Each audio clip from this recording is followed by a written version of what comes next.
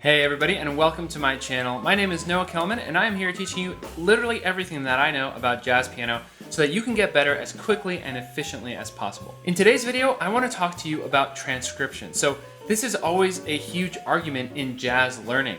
Is transcribing a good thing to do? If so, how do you actually do it? And for me, the biggest hole that I see is integration. People transcribe solos and licks, but they never actually do the right thing to really integrate that into their playing to the point where they can be in any context, at a gig or just playing and improvising and have that material actually come out in their playing. Way too often, what happens is you learn a lick or a chord, and the only place you can really use it is when you get back to that same place in that same song.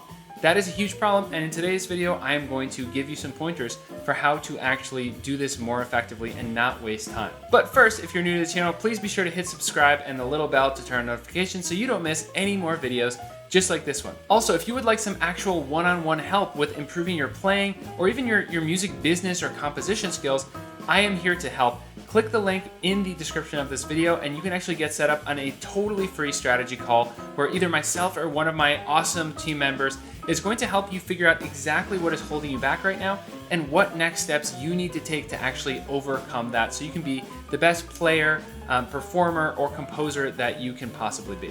All right, let's jump into the lesson. So first of all, be sure to stick around because later on in the video, I'm actually going to show you some exercises that I do to really integrate a lick into my playing and really master some of the material that I personally transcribe. But before we even get there, let's just answer or address a really, really important question here. Should you transcribe? Well, here's the funny thing. The answer is actually both yes and no. Should you transcribe whole solos and write them out as sheet music? My opinion is no. Should you even try to, without writing it out as sheet music, learn every single chord and every single lick so you can play back an entire solo? In my opinion, again, no, you should not. Now, I know that might be a little bit controversial, but let me explain to you why I feel that way. When you're actually transcribing someone's solo, let me ask you something. Do you really love all of the material in there? Do you think that every single chord that every musician you love plays is going to vastly change your playing? I would bet you that the answer is probably not. In fact, more likely, when you listen to a solo and you decide, wow, I love this solo, in most cases, there are certain moments that really stick out to you. Certain moments where you're like, oh my gosh, that chord that person played, that was incredible. What was that? Or wow, that lick was just unbelievable. It blew my mind. But most likely, there's also a lot of material throughout that solo that is, it's not filler, right? I'm not going to call it filler, but from the perspective of actually learning what it is, it's significantly less important and less impactful. In other words, learning everything in a solo, in my opinion, is far less efficient than picking out those moments that you truly love and learning those. Now, if you're someone who actually loves transcribing solos, by all means, go for it. I'm not saying that you should necessarily stop doing that. But if you're someone like me and you kind of get bored and you transcribe solos mainly because you feel like you're supposed to, then I think that this methodology is going to work so much better for you. So step one is, instead of choosing one single solo and then just trying to memorize the entire thing, learn to play the entire thing, or even worse, write out the entire thing, what I would recommend is instead choose 10 different solos or 10 different points from some of your favorite solos. You could actually write down the time code for a specific lick or a specific voicing or combination of those things, or even a specific passage that's 30 seconds long.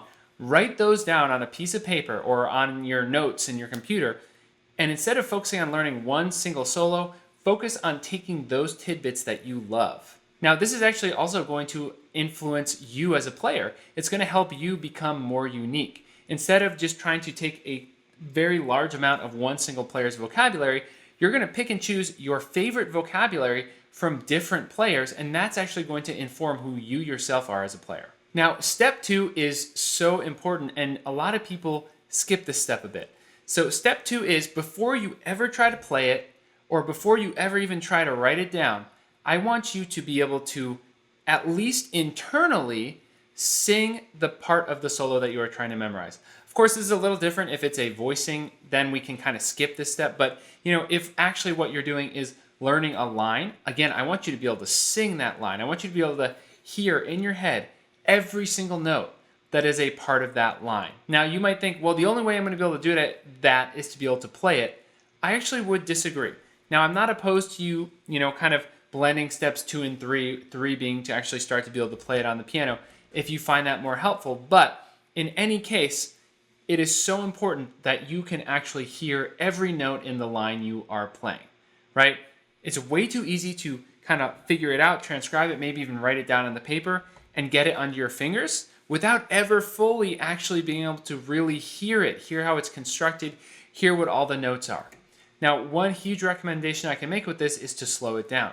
So if you're, listening to a recording on Spotify, as far as I know, and as far as the point at which this video is being recorded, does not have a, half speed function for music, only for, maybe podcasts. But let's say you actually want to slow down the music. Well, there's a good chance that that recording is also on YouTube posted somewhere, possibly even already with a transcription. Search for it on YouTube and actually go into the YouTube settings at the bottom of the video, slow it down to, 0.75 or 0.5 speed. Listen to it. Try to really internalize every single note. Then, what I would recommend doing, okay, so this is kind of step 2.2. The first thing I said was step 2.1. This is now 2.2. This is a really awesome internalization exercise. I want you to take the bass notes of the portion of the tune that you are memorizing this solo from. I want you to play those, and then I want you to either internally or even literally sing the solo, sing the line, right? Okay, so let's say that this is the line we're trying to internalize. So we've got a 2-5-1 in B flat. I want you to take the bass notes and actually sing either internally or externally. I'm going to sing it externally so that you can just kind of see what I mean. I would probably normally just do this in my head and make sure I'm really hearing every note. Sorry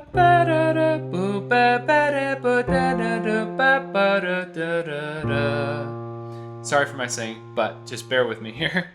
And do this until you can really hear it the way I just did, and actually get it up to tempo.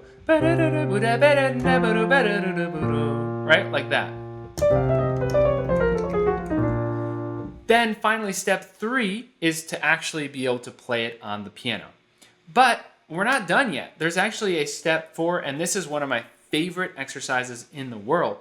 So next up, what we can do is not just end it there. What we can actually do is now take this lick and try to hear it over different chord changes. So I don't even mean just other 2-5-1s. So yeah, sure, we could transpose it. But what if instead of doing it over 2-5-1 like that, what if instead of we were doing over 5 tritone sub to 1? So how could we actually make this work? Well, we're going to have to change the lick a bit at some point, and this is really cool because this is going to force you to take the vocabulary and change it to mold your needs. So maybe we could do something like this. So the original was, so we're starting in the same place, ending in the same place, but we changed the middle a bit to meet our new chords. I want you to actually take a lick, play a different tune that you know, and improvise using only that lick. See if you can incorporate that lick over different chord changes, hear the changes, and same thing goes again. You gotta hear the changes happening.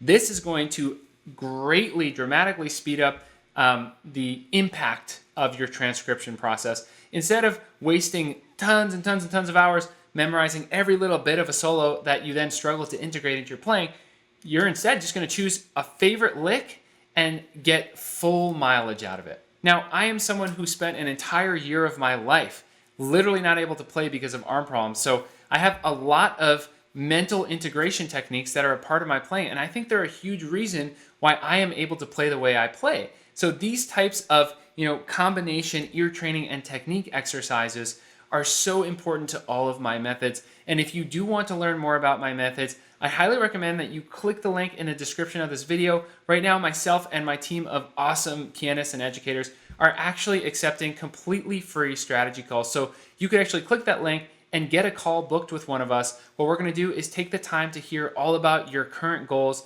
and what you feel is really holding you back as either a pianist or composer, or even the business side / strategy about your music. So if that sounds good, click the link and get your free call scheduled. At the very worst, you will leave the call with a much better and deeper understanding of what you need to do to move forward and overcome the obstacles in your way. And best case scenario, maybe we can even end up working together. So again, if you're interested and you feel like having some actual personal guidance would help you, click that link and get a call scheduled. All right, so just to summarize, step 1, choose your favorite moments from your favorite recordings and start transcribing those as opposed to full solos. Step 2 is to actually internalize that. Internalize the lick before you even try to play it or write it down. Get it in your mind, right? So listen to the recording, slow it down, be able to sing it, whether out loud or in your head. Step 3 is to actually learn to play the lick. And then finally, step 4 is to actually take that lick over a tune that you love, over different chord changes, and see if you can improvise, basically molding that lick to fit other chord changes and actually hearing and internalizing that too. All right, thank you so much for watching today. If you found this lesson useful, I've got tons and tons of these lessons rolling out all the time. So be sure to click the subscribe button and click the little bell to turn on notifications so you don't miss any more videos just like this one. Also, if you don't mind clicking that like button, that is so helpful to me, so I really appreciate that. And beyond that, I've got tons of exercises actually written out. You can check those out. They're really strategically developed to help you, really build up specific pieces of your playing and just build a lot more vocabulary. So if you want some licks to integrate or some exercises to build technique, check out jazzpianoconcepts.com/store. All right, thank you so much for watching, and I will see you next time.